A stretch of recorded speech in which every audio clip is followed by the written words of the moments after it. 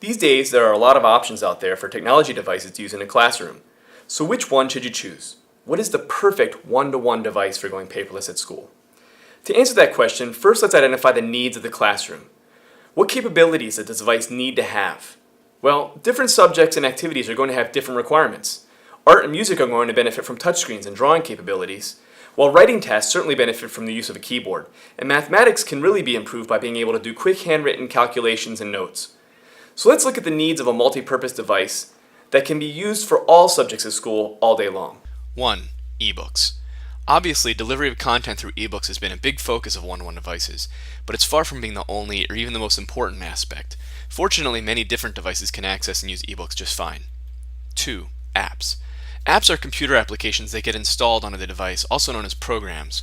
Not all devices are created equal when it comes to the scope and variety of apps available. 3. Access to online content.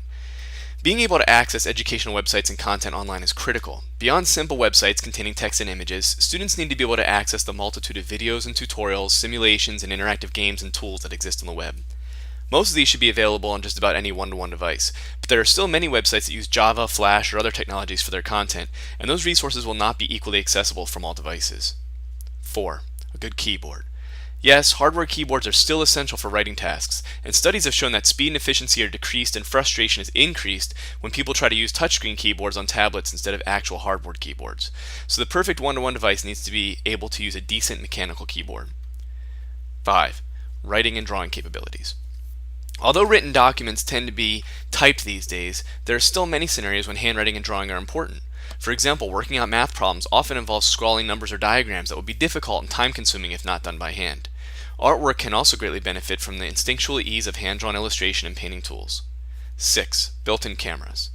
Built-in cameras can be an invaluable tool to allow for teleconferencing, for creating products such as videos and tutorials, and as an easy way to record student work, including speeches, performances, or photos of products such as sculptures or inventions.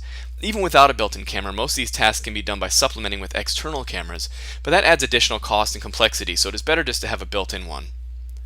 7. Ease of use. When we're talking about ease of use, this means ease of administration and management as much as anything else. If it's difficult to install apps or protect the devices from malware or inappropriate use, then this can cause major headaches if not handled correctly. 8. Durability. When you're talking about a device that has to stand up to repeated daily handling by 5-year-olds or even 13-year-olds, you're going to want to make sure that device can handle the wear and tear without breaking. This isn't the most important factor on the list, because you can always get cases to help protect the devices, but it is an added cost that doesn't always help for things like weak glass screens, so durability is still something to consider. Number 9. Battery life. Most classrooms are not wired with the infrastructure to support devices being plugged in for every student at every desk, and it would be a huge and expensive undertaking to do so. So what we need to focus on are mobile devices that last all day long, or about 7 to 8 hours. However, even a device that claims an 8-hour lifespan might not be sufficient, because batteries gradually lose their charge, so a device that starts with 8 hours might dwindle down to less than 7 within a couple of years. Battery life is a huge consideration. Number 10. Price tag. In reality, schools do not have unlimited budgets to make these things happen, so ideally such a device would come in at less than $500. Now that we've established what we want our one-to-one paperless device to do, let's take a look at the options that are out there and see how well they meet those needs. First, I'm going to start by pointing out a few devices which simply aren't options for most one-to-one classrooms. First of those is desktop computers. Although desktop computers can offer the most bang for the buck as far as power and price are concerned, they really aren't suitable for most classrooms because they require wired connections that most classrooms simply aren't set up for. They also lack the ability to be used as digital cameras or for handwriting and drawing.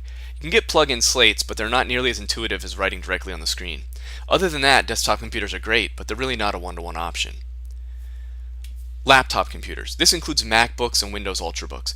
These devices are generally just as powerful as desktop computers, but benefit from wireless mobility. Although these computers allow the user to get a lot done, they wouldn't be sufficient for a paperless classroom because they don't allow for handwriting and drawing capabilities. And more importantly, they tend to lack all-day battery life. Most Ultrabooks and the MacBook Pro only get about 3 to 4 hours of battery life to a charge, so that's not going to make it through the school day. On the other hand, the newest MacBook Air has much improved battery life, but it's still iffy. In a best case scenario where you just have a word processor open all day, you might get over 11 hours of usage from a single charge. But if you start doing a heavier workload like video editing or multitasking with multiple websites or apps running, the battery life can drop below 6 hours. In addition, these devices are expensive. The MacBook Air is about $1,000. Microsoft Surface Pro. When talking about the Microsoft Surface, you have to keep in mind that there are actually two completely different devices with similar names. The Surface is a low-power tablet similar to iPad or Android tablets. That's not what I'm talking about here. I'm talking about the Surface Pro, which on the other hand is more like a laptop. It has the same processor and the same power as a MacBook or Ultrabook computer. But in my opinion, it's better than plain Ultrabooks or MacBooks because it also includes those other desirable features I mentioned: touchscreen, built-in cameras, and an active digitizer stylus which allows for precise handwriting and drawing capabilities. Sounds like a great device, right? Well, yes and no. In fact, I think this would be an ideal device for teachers, but it won't work as a one-to-one device for students for a few reasons. First of all, like MacBooks, the price tag is too high. It's less expensive and more capable than a MacBook, but it's still too pricey for public school budgets. Also, just like laptops, battery life is a problem. If you're using it continuously like we would do in a paperless classroom setting, it lasts about 6.5 hours on a charge. That's not enough to make it through a school day.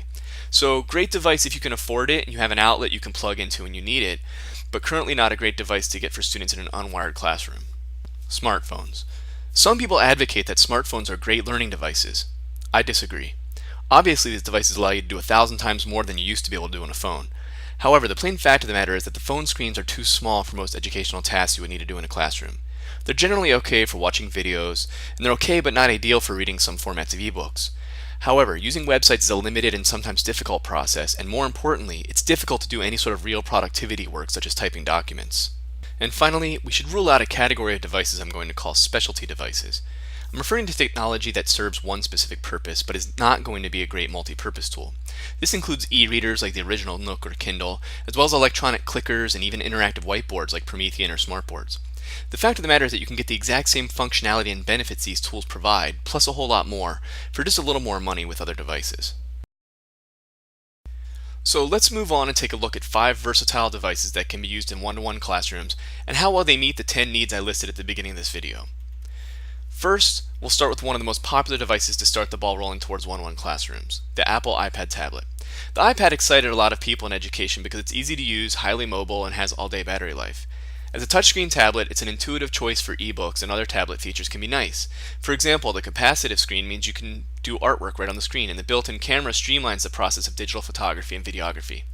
However, there are also several drawbacks to using iPads. One big limitation is that, even though the iPad touchscreen allows rudimentary writing and drawing on the screen, it can be rather awkward and clunky because it's not using an active digitizer stylus. You're limited to capacitive stylus pens which have no pressure sensitivity and have a wide, blunt writing tip and don't allow you to rest your hand on the surface. People have tried to come up with workarounds, including swiveling pens with see-through pads and Bluetooth-enhanced pens that work like an active digitizer stylus, but they still don't work as well. They tend to be expensive and often only work with a few limited apps. iPads lack USB ports and have more limited choices of peripheral devices. Up until recently, you could only use Bluetooth keyboards, which are a bad choice to put in a classroom because too many Bluetooth devices in one space can cause conflicts and even interfere with Wi-Fi signals.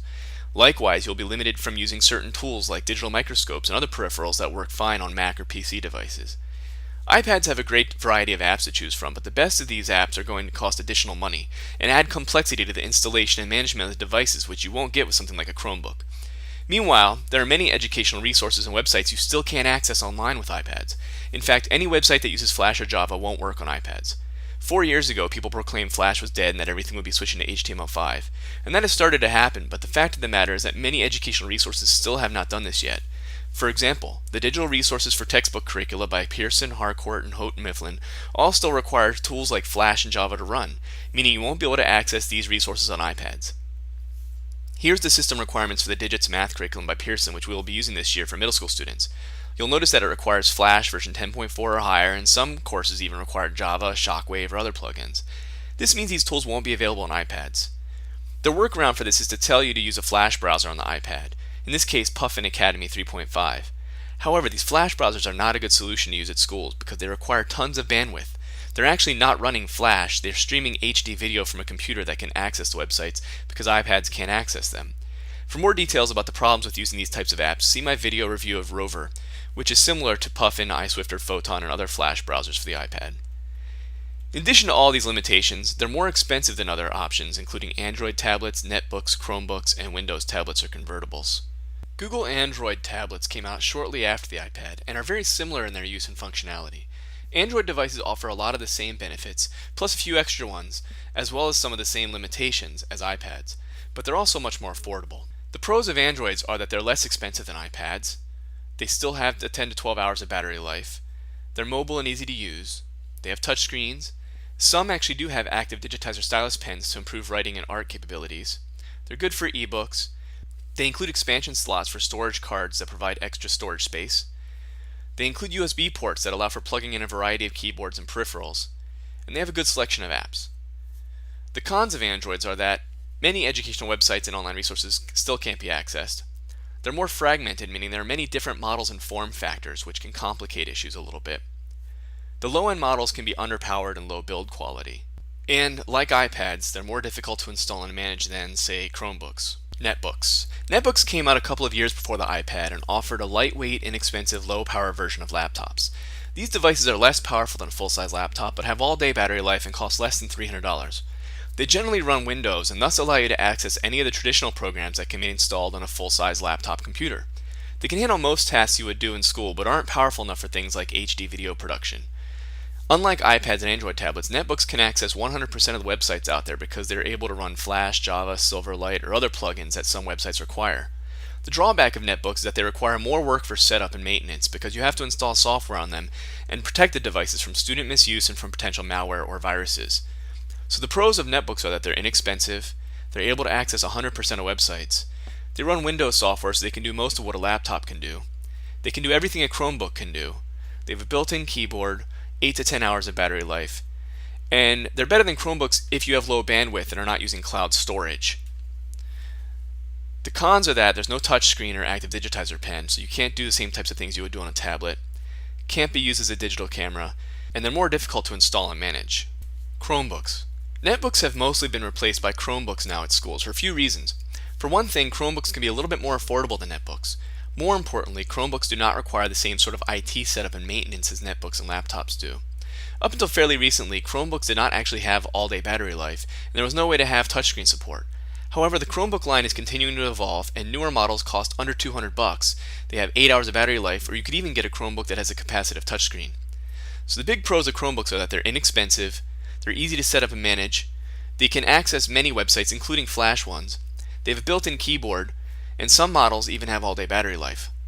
The cons are that there's still no active digitizer stylus support, so you're not going to get good drawing or handwriting capabilities on this. They generally can't be used as a digital camera. They require high internet bandwidth because everything's done in the cloud, meaning you access websites and store your files on Google Drive all through the Google Chrome browser, which is basically, Chromebooks are basically just a netbook running through a Google Chrome web browser to do everything on the internet. And another drawback of this is that many online services are not available to students under 13 years old. There's legal restrictions that websites are not allowed to be used by younger users, which can put limitations on things. Windows, hybrids, and convertibles. Right now, hybrid or convertible devices offer more flexibility than any of the other options. They can work like a Chromebook or a netbook when that's the functionality you need, but they also offer advantages of tablets, including touchscreen, built-in camera, and even active digitizer pens to write and draw intuitively and accurately on the screen. Like a laptop or desktop computer, you can access 100% of websites, and you can install any traditional desktop Windows applications.